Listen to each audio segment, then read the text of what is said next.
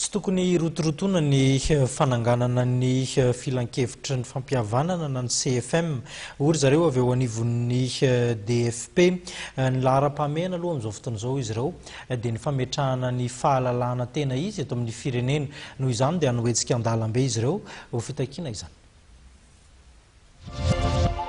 Nandamafy androany sy ny hery ny fanovana fa natanteraka hetsika an-dalabe raha ny fanazavana no entin'ny tolonjanahary maravo mpitarika ny DFP dia voahitsaka ny fahalalahana eto Madagasikara ary manao antso ho an'ny tompony raikitry ny filaminana ny tenany mba hanokatra ny vavahady ny fahafahana manao hetsika. Tsapanay fa zao dérive dictatoriale ataon'ny fanjakana zao dia hinina atao ary miteraka fampahoriana ny vahoaka sy fanotrana tsy roa matany mazony firenena zao.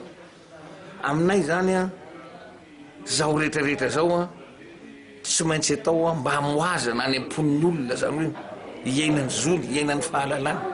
Zany ny atao hoe firenena afaka handroso.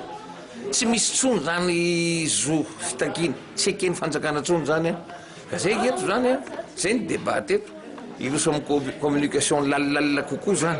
Efa nataonay moa fangatana any amin'ny commune ka mahalohan'izay rehetrarehetra zay dia tsy io tsahatra zay anao communication foana à l'endroit ny préfet de police ny tanànanarivo ireo mpitandro filaminana fa misy ordre manifestement illégal ange teren'ny mpanao politika ho tanterahanareo.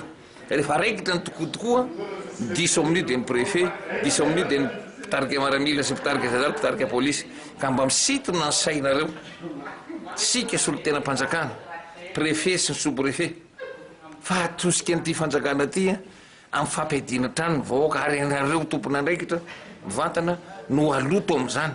Naneo hevitra mikasika ny fametrahana ny filan-kevitra fampihavanana CFM ny DFP nambarany tolonjanahary maravo fa tsy mahamaika mihoatra ny fametrahana ny fitsarana ambony mitsara ireo mpitondra na ny HCJ ny fametrahana ny rafitra isana ny fampihavanam-pirenena.